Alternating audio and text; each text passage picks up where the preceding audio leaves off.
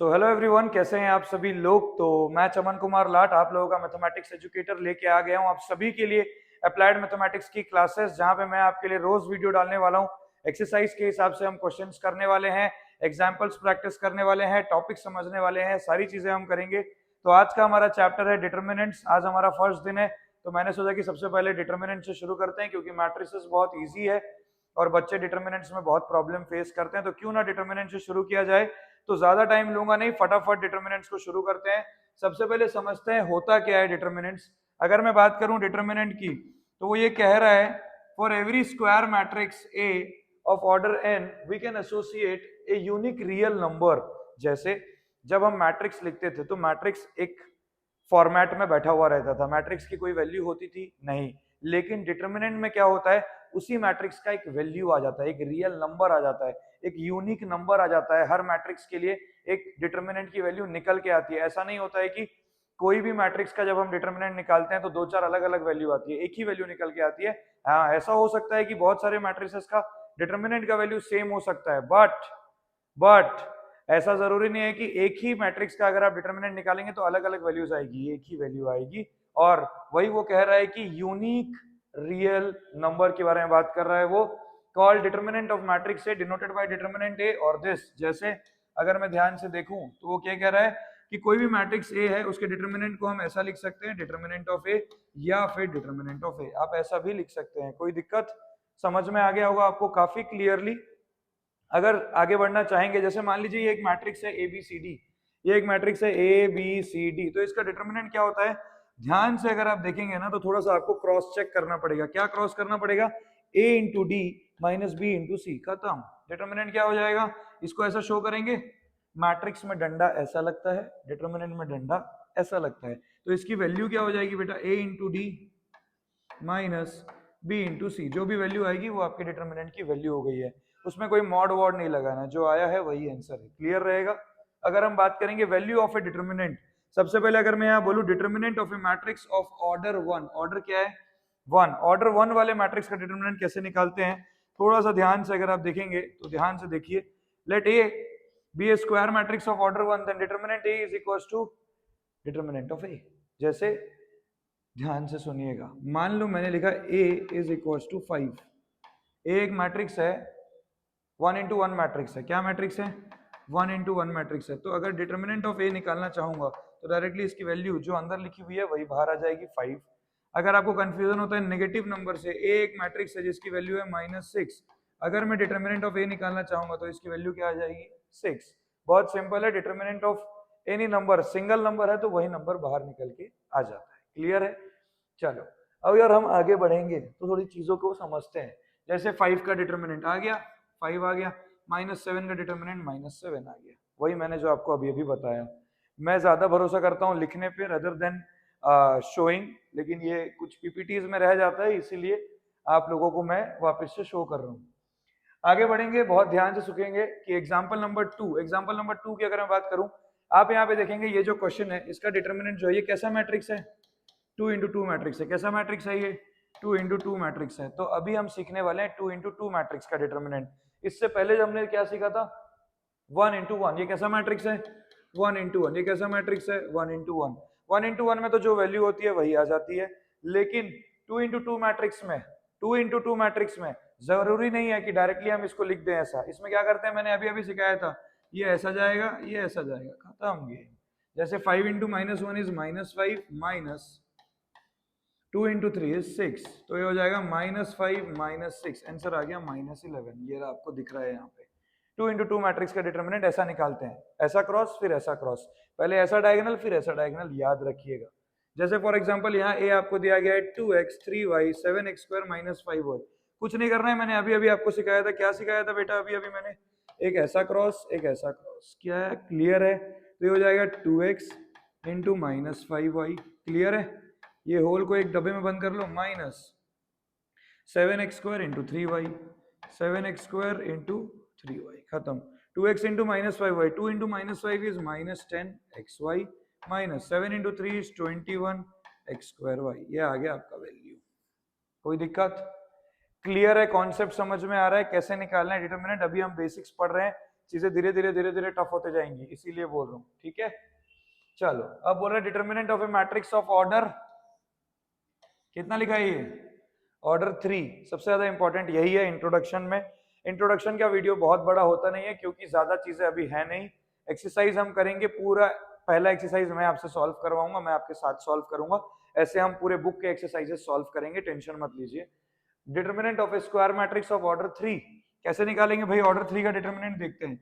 Order 3 में कितने elements होंगे, ये कैसा मैट्रिक्स है, 3 इंटू 3 का मैट्रिक्स है। अब अगर ये 3 इंटू 3 का मैट्रिक्स है, 3 इंटू 3 के मैट्रिक्स में अगर आपको ऑर्डर तो आपको पता चल गया 3 इंटू 3, टोटल एलिमेंट्स कितने होते हैं, 9 होते हैं। 3 इंटू 3 9 पढ़ा है अपने ये मैट्रिक्स में। तो अब अगर यहाँ पे 9 एलिमेंट होंगे तो इसका डिटर्मिनेंट कैसे निकाला जाएगा, ध्यान से सुनना। अच्छा आप बताइए, कोई एग्जाम्पल से समझाऊं तो बेटर रहेगा। चलिए कोई बात नहीं, पहले नॉर्मली समझ लेते हैं फिर एग्जाम्पल से समझ लेंगे। आपको कभी भी 3 इंटू 3 मैट्रिक्स का अगर डिटर्मिनेंट निकालना है तो आपको एक चीज का ध्यान देना है, आप कोई भी पर्टिकुलर रो कोई भी पर्टिकुलर कॉलम चूज कर सकते हैं। सबसे पहला स्टेप यही होता है, आप कोई भी पर्टिकुलर रो कोई भी पर्टिकुलर कॉलम चूज कर सकते हैं। क्लियर रहेगा इतना। तो मान लीजिए हमने यहाँ पे चूज किया ये पहला रो, मैंने ये पहला रो चूज किया। जनरली सब कोई पहला रो ही चूज करते हैं, जो पहले दिखता है उसी को चूज करते हैं, हाँ या ना। तो मैंने यहाँ पे पहला रो चूज किया, आप ये पहला कॉलम भी चूज कर सकते हैं, दूसरा कॉलम भी कर सकते हैं, तीसरा भी कर सकते हैं, दूसरा रो भी चूज कर सकते हैं, तीसरा रो भी चूज कर सकते हैं।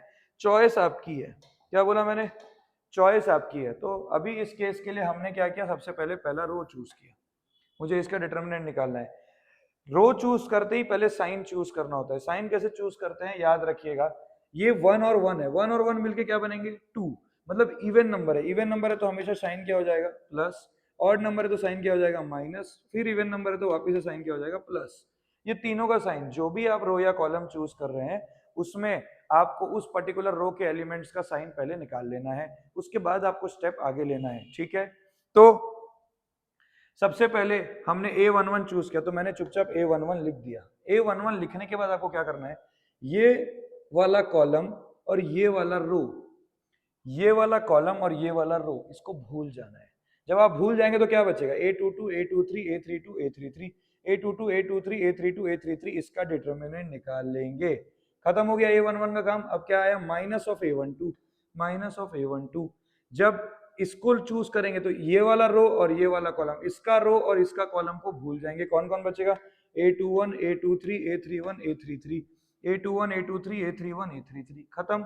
दूसरे का काम खत्म। अब तीसरे में आ गया प्लस A13, प्लस A13 में जब आ गए ये वाला कॉलम और ये वाला रो भूल गए, A21 A22 A31 A32, A21 A22 A31 A32, इसका डिटर्मिनेंट हम निकाल लेंगे, आंसर आ जाएगा फटाफट। चलिए एक एग्जांपल के साथ दिखाता हूं मैं आपको, ध्यान से देखिएगा ना, बहुत ध्यान से देखिएगा, बहुत क्लियर रखना है अपने दिमाग को। 3 - 2 5 1 2 - 1 0 4 7 दिया गया है। मैंने ये पहला रो चूज कर लिया फटाफट से। यहाँ पे साइन क्या लगाऊंगा प्लस, यहाँ पे क्या लगाऊंगा माइनस, यहाँ पे क्या लगाऊंगा प्लस। क्लियर है एकदम। अब जैसे यहाँ प्लस लगाया तो क्या लिखा +3, खत्म। अब ये वाला रो और ये वाला कॉलम को भूल गए, 2 - 1 4 7 आ गया। उसके बाद माइनस ऑफ -2 लिखा हुआ है, माइनस ऑफ -2, ये -2 है, इस पे माइनस वापिस लगाना पड़ेगा क्योंकि वो उसका साइन अलग से और हम ऐड कर रहे हैं। क्लियर रहेगा वैल्यू निकालने के लिए। ये रो और ये कॉलम भूल गए, 1 - 1 0 7, 1 - 1 0 7, खत्म। उसके बाद आगे +5, +5 में हम आ गए, ये रो और ये कॉलम वापिस भूल गए, क्या बचा 1 2 0 4, 1 2 0 4, खत्म। क्लियर है इतना। अब सॉल्व करेंगे। यहाँ पे आ गया 3 into 2 into 7 14 minus 4 into -1 -4, clear है। Minus of -2 +2 into 1 into 7 7 -0 plus 5 into 1 into 4 4 -0 into 2 0, कोई दिक्कत। तो ये आ जाएगा 14 + 4 18, 18 into 3 is 54, 2 into 7 is 14, 5 into 4 is 20, 54 + 14 + 20 कितना आ जाएगा, ये 54 + 14 हो गया 68 + 20, आंसर इज 88। कोई दिक्कत, एकदम क्लियर है। चीजें समझ में आ रही है नहीं आ रही है, एकदम क्लियर है। आप लोगों को कैसे समझना है क्या करना है एकदम क्लियर है, ठीक है। आगे बढ़ सकता हूं मैं, प्लस माइनस प्लस, आगे बहुत क्वेश्चन करेंगे, आप टेंशन मत लो, वीडियो रोक के आराम से देखते रहना है ना, टाइम वेस्ट नहीं करना है अपने को। चलिए उसके बाद हम सीखेंगे माइनर एंड कोफैक्टर। क्या सीखेंगे, माइनर एंड कोफैक्टर। यहाँ बहुत सारा कहानी लिखा हुआ है, मैं आपको बहुत सिंपल सा शॉर्ट में समझाता हूँ माइनर और कोफैक्टर क्या होता है।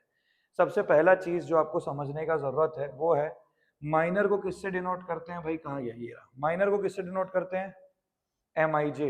माइनर को किससे डिनोट करेंगे, एम आई जे, और कोफैक्टर को किससे डिनोट करेंगे, ए आई जे। इतना आपको याद रखना है, बाकी सब मैं बता दूंगा 1 मिनट में। माइनर को किससे डिनोट करते हैं, एम आई जे। कोफैक्टर को किससे डिनोट करते हैं, ए आई जे। माइनर हमेशा हर पर्टिकुलर एक एलिमेंट का निकाला जाता है, कोफैक्टर भी हर एक एक एलिमेंट का निकाला जाता है। अगर मैं बोलूंगा कि इस डिटर्मिनेंट के सारे डिटर्मिनेंट का कोफैक्टर निकालो, ऐसा नहीं होता है। मैं बोलूंगा कि डिटर्मिनेंट के एलिमेंट्स का कोफैक्टर निकालो, डिटर्मिनेंट के एलिमेंट का कोफैक्टर निकालना है, डिटर्मिनेंट के एलिमेंट का माइनर निकालना है। इतना क्लियर रहेगा आपको, समझ में आ गया। माइनर और कोफैक्टर का मतलब समझ में आ रहा है। निकालेंगे क्या होता है समझते हैं। सबसे पहले मान लीजिए मैंने यहाँ पे एक मैट्रिक्स लिखा ए, क्या लिखा matrix, A11 A12 A13 A21 A22 A23 A31 A32 A33। ये मैंने यहाँ पे एक मैट्रिक्स लिखा, या डिटर्मिनेंट लिखता हूँ, मैट्रिक्स क्यों लिखूंगा मैं।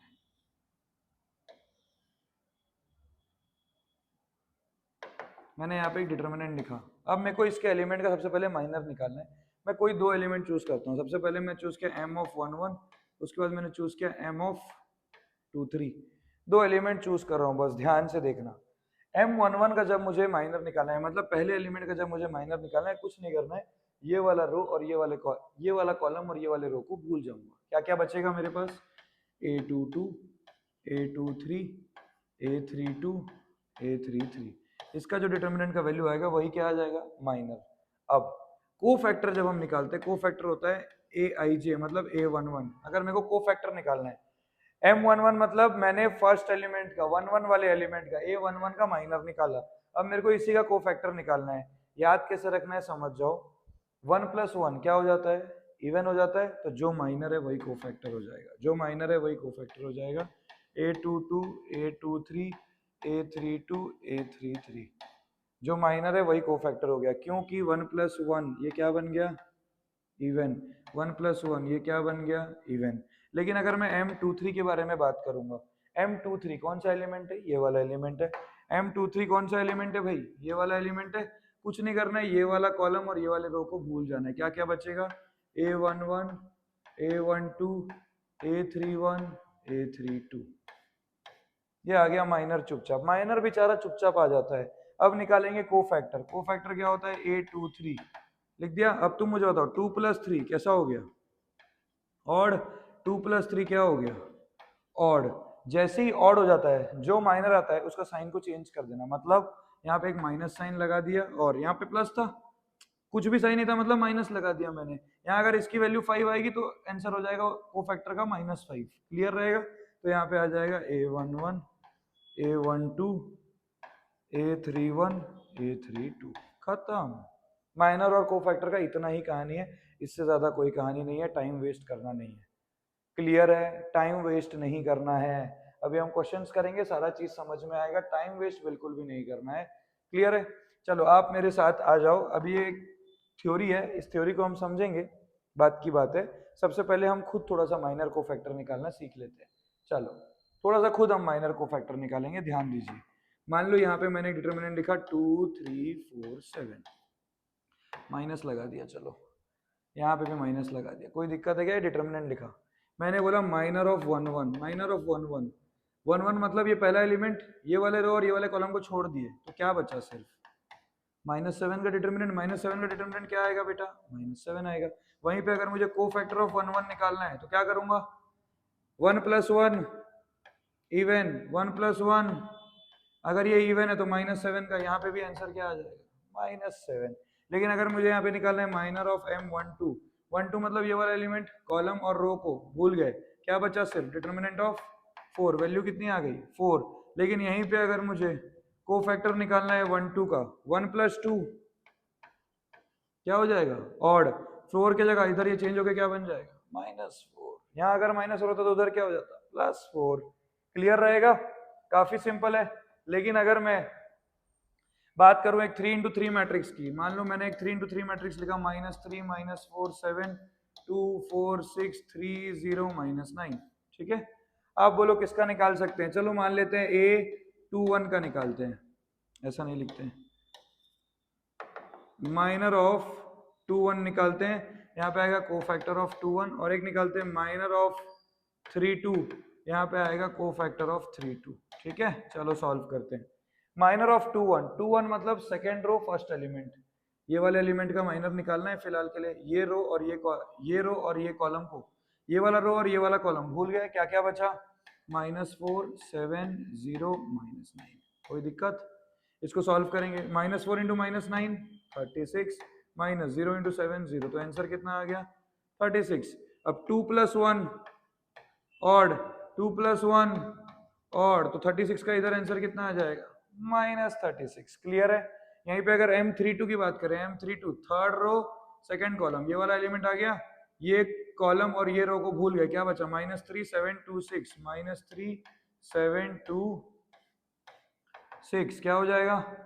-3 इंटू 6 -18, -2 इंटू 7 14, -18 -14 -32। कोई दिक्कत? खत्म हो गया। अब M32 है -32, A32 3 + 2 क्या हो जाएगा? ऑड, 3 + 2 क्या बन जाएगा? ऑड, तो -32 उधर जाके क्या बन जाएगा? +32। क्लियर है? काफी क्लियर, एकदम सिंपल है यार। माइनर और कोफैक्टर समझ में आ गया। माइनर डायरेक्टली निकालते हैं, कोफैक्टर में साइन बदलना होता है, इवन होता है तो वही रहता है, ऑड रहता है तो बदल जाता है। क्लियर रहेगा? ठीक है, चलो अब यहाँ कुछ इंपॉर्टेंट कहानियां लिखी हुई है, थोड़ी बहुत समझने की कोशिश करेंगे अपन। देखो ध्यान से क्या लिखा हुआ है, थोड़ा सा समझते हैं, है ना, थोड़ा सा समझने का कोशिश करेंगे। The sum of the products of elements of any row of a determinant with their corresponding cofactor is equal to the value of the determinant. देखो कहानी बताने बैठूंगा बोर हो जाओगे, क्लियर कट याद रखना, मैं क्या बोल रहा हूँ उसको सुनो। कोई भी डिटर्मिनेंट का कोई भी रो उठा लो, कोई भी कॉलम उठा लो मान लो आपने सेकेंड रो उठाया, सेकेंड रो के जो जो एलिमेंट है उनको अगर उन्हीं के कोफैक्टर के साथ मल्टीप्लाई करके ऐड कर दोगे, क्या बोला मैंने? जैसे मान लो सेकेंड रो में क्या क्या आता है? A21, 3 इंटू 3 डिटर्मिनेंट की बात कर रहा हूँ।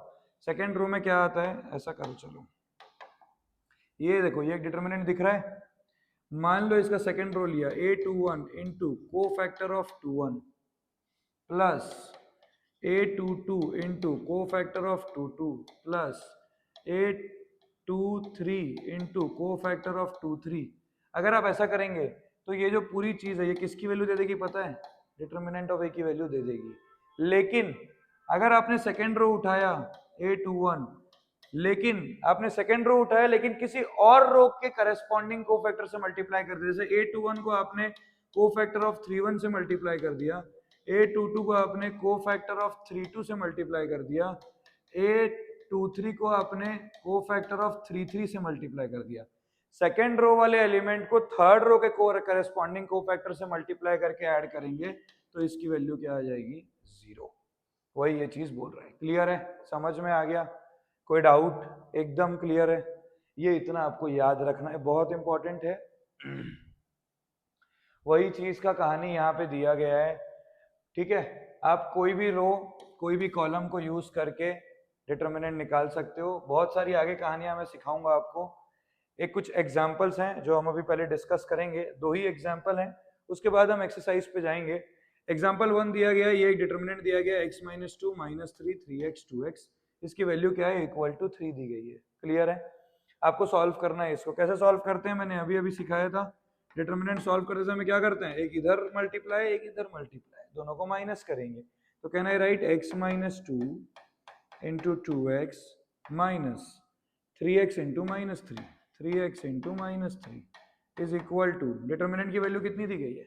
3, तो x into 2x 2x square, -2 into 2x -4x, -3x into -3 plus 9x is equal to कितना आ गया? 3, तो ये हो गया 2x square plus 5x plus 3 इधर आएगा तो -3 इज इक्वल टू 0। यहाँ पे हम लिख सकते हैं 2x square plus 6x minus x minus 3 is equal to 0। थोड़ा और सॉल्व करेंगे तो ये हो जाएगा 2x into x plus 3 minus 1 into x plus 3 is equal to 0। तो it is 2x - 1 into x plus 3 is equal to 0। X की value एक आई 1/2 और एक आई -3। क्वेश्चन में क्या बोल रहा है? Find the integral values of x. क्या बोल रहा है? Find the integral values of x. Integral values मतलब 1/2 और -3 में इंटीजर कौन है? -3। 1/2 को रिजेक्ट करेंगे, आंसर कितना आ जाएगा मेरा? -3। देख लीजिए एक बार बड़े ही प्यार से, समझ में आया क्या? देख लो, आप आराम से देख लो, कोई दिक्कत नहीं है। क्लियर है? चले आगे बढ़े। अब एक और क्वेश्चन बचा है, फिर इंट्रोडक्शन को खत्म करके एक्सरसाइज में आएंगे। एग्जाम्पल नंबर 3 आपको दिया गया है। क्या दिया गया है? आप ही के बुक का एग्जाम्पल है, ध्यान दीजिएगा। क्या दिया गया है? क्या दिया एग्जाम्पल नंबर 3 में? 3y(x - 1) is equal to 3 2 4 1। दोनों का डिटर्मिनेंट का वैल्यू इक्वल है। क्या बोला था मैंने? क्रॉस। क्या बोला था मैंने? Cross. 3 into 1 is 3 minus x into y is x y. ठीक है, 3 minus x y is equal to 3 into 1 is 3 minus 4 into 2 is 8। 3 और 3 कट गया, माइनस और माइनस भी कट गया। x इंटू वाई की वैल्यू क्या आ गई बेटा? 8 आ गई। अब वो बोल रहा है find the possible values of x and y if x and y are natural numbers. तो क्या क्या लिख सकते हैं भाई? जोड़ा बनाएंगे। x into y is equal to 8। x की वैल्यू 1 ले लिए, y की वैल्यू 8 ले लिए। y की वैल्यू 1 ले लिए, x की वैल्यू 8 ले लिए। x की वैल्यू 2 ले लिए, y की वैल्यू 4 ले लिए। y की वैल्यू 2 ले लिए, x की वैल्यू 2 ले लिए, x की वैल्यू क्या ले लेंगे बेटा? 4। खत्म। क्लियर है? So this is the introduction of determinants we have. मैं आपके लिए नेक्स्ट वीडियो में कंप्लीट एक्सरसाइज 1 लेके आऊंगा, जिसमें हम पूरा एक्सरसाइज 1 साथ में मिलकर सॉल्व करेंगे। उसके बाद धीरे धीरे चीजों को आगे बढ़ाएंगे। ठीक है? Thank you, good luck, love you all, bye bye.